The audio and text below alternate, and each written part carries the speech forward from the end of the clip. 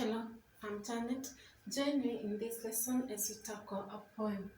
We are required to read the poem below and answer the questions that follow. The poem is entitled America. Although she feeds me bread of bitterness and sings into my throat a tiger's tooth, stealing my breath of life, I will confess. I love this cultured hell that tests my youth. Her vigor flows like tides in my blood, giving me strength erect against her hate.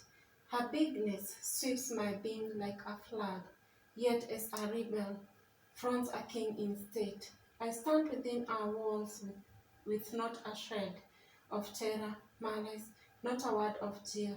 Darkly I give into the days ahead, and see her might and granite wonders there, beneath the touch of time's unerring hand, like priceless treasures sinking in the sand.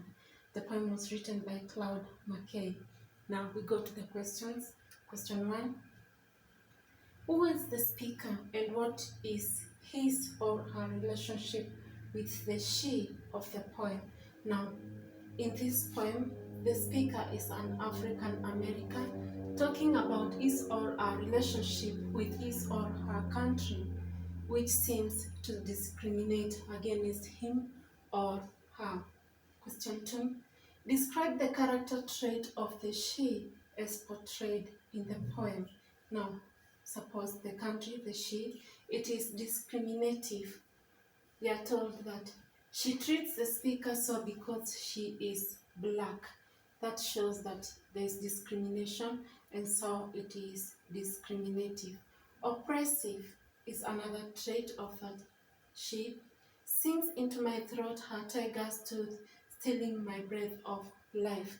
When the speaker says, and sinks into my throat a tiger's tooth, stealing my breath of life, means that she's being oppressed, or the person, he or she is being oppressed by the she, that particular country. Hateful.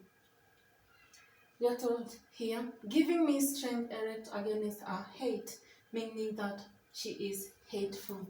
Question 3. What is the speaker's attitude towards the woman referred to in the poem? Now, you can say the speaker is mesmerized by she. When she says, I will confess, I love this cultured hell that tests my youth. His figure flows like tides into my blood. Here, where it is written here, I love this cultured hell that tests my youth. Her figure flows like tides into my blood, meaning that the speaker is mesmerized by she. Again, the speaker is ill by she. When she says, our bigness sweeps my being like flood. Here we quote from the poem, when you give the attitude, you're required to quote, and the speaker respects she. Yet as a rebel fronts a king,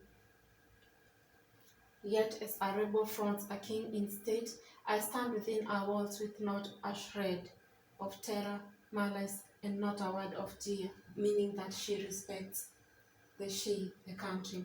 Explain what the following lines mean. Although she feeds me bread of bitterness and sinks into my throat her tiger's tooth, stealing my breath of life, I will confess, I love this cultured hell that tests my youth. Now, in these lines, the speaker means that in spite of the discrimination, oppression, and the bad feelings shown against him or her by she, the country, he or she still loves and respects her, and the experiences seems to be a life lesson for her youth, the time now preparing for the future. Now, another line, darkly I gave into the days ahead.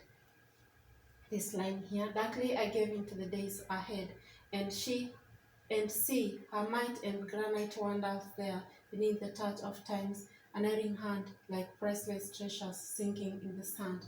Darkly I gave into the days ahead means that the speaker regards the future fearfully because of the uncertainty that lies ahead of her.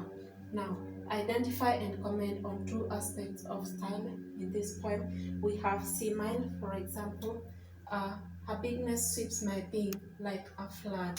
the word like, we know that semites have like and s. So when we have like a flood, it is a semine.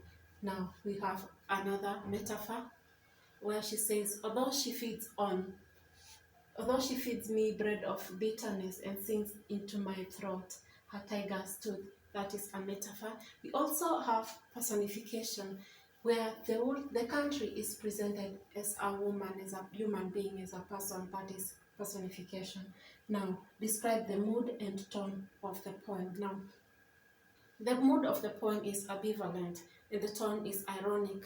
The speaker here talks of bad treatment, but still no hatred, or she has no ill feelings for this country, where she says she still respects the country and treats, even though the country treats him or her badly, she respects the country. That is irony. Now, thank you so much for watching as we tackle these few questions on poetry.